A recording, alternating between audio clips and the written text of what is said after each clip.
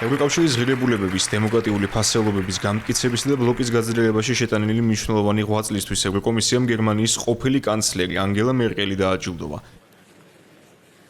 ჯილდო განსაკუთრებული დამსახურებისთვის სტრასბურგში წელს პირველად გადაეცა სხვადასხვა ქვეყნის 20 მოქმედ და ყოფილ პოლიტიკურ ფიგურას, რომელთა შორისაც 16 წლის განმავლობაში ევროპული ქვეყნის პირველი პირიც მოხდა და უკრაინის პრეზიდენტი ვოლოდიმირ ზელენსკიც.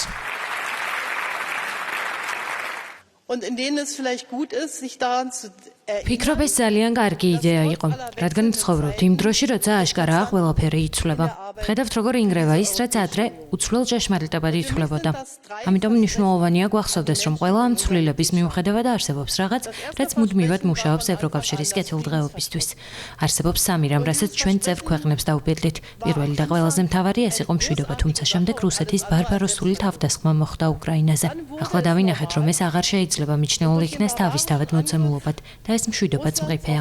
ამერიკის ახალი უსაფრთხოების დოქტრინა გვიჩვენებს, რომ ვერ გვექნება ის თავდაჯერებულობა, რაც მანამდე გვქონდა. ზოგჯერ ვუბრუნდებით ევრობლოკის თავდაცვის კავშირს, რომელმაც დასაწყისში არ იმუშავა, მაგრამ მშვიდობის დაპირება კვლავ აქტუალური რჩება.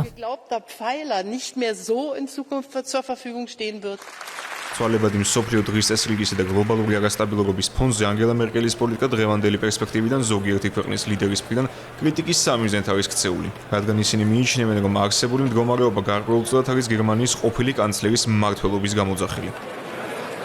ხელისუფლებაში ყოფნის 16 წლის განმავლობაში ანგელა მერკელი ზოგჯერ სიფრთხილეს იჩენა და ცდილობდა ლავირებას ისეთ პირობებშიც კი, როდესაც გერმანიაც ევროპას და დანარჩენი სამყაროც ტურბულენტურ ვითარებაში იმყოფებოდა. მისი მმართველობის პერიოდს დაემთხვა 2008 წლის მსოფლიო ეკონომიკური კრიზისი.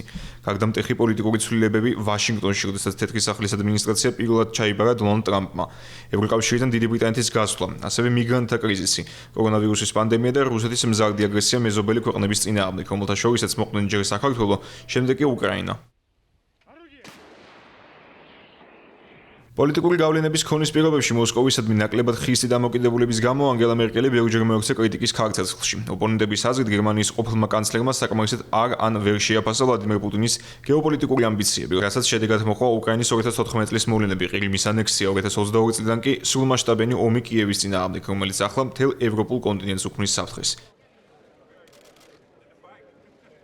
კრიტიკის მიუხედავად დღეს ხშირად იხსენებენ ანგელა მერკელის, ანუ გერმანელების უმეტესი ნაწილის მიერ დედად წოდებული ლიდერის მიერ 2017 წელს გაკეთებულ განცხადებას, რომ ევროპელებმა თავიანთი ბედი თავიანთ ხელში უნდა აიღონ. წლების შემდეგ ეს იქცა იმის გააზრების შესაძლებლობად, რომ ტრანსატლანტიკური ურთიერთობები ვეღარ იქნებოდა განხილული როგორც თავისთავად ცხადი და განვითარებადი.